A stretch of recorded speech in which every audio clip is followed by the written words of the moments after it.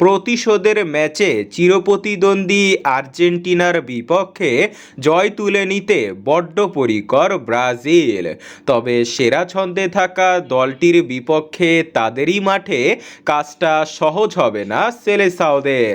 তাই বলে লড়াই থেকেও পিছপা হওয়া যাবে না।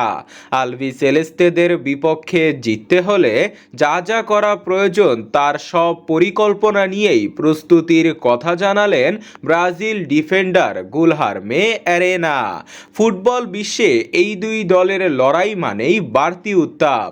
যেখানে লিওনেল মেসি কিংবা নেইমারের মতো তারকারা থাকুক বা না থাকুক, ব্রাজিলিয়ান লেফট ব্যাক অ্যারেনা বলেন এ এক বিশাল দ্বৈরথ।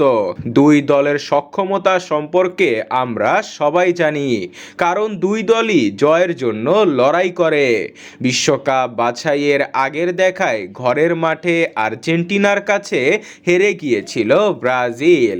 এ ম্যাচটি তাই তাদের কাছে প্রতিশোধের ম্যাচ। তবে ব্রাজিলকে সতর্ক থাকতে হবে আর্জেন্টিনার আক্রমণ নিয়ে।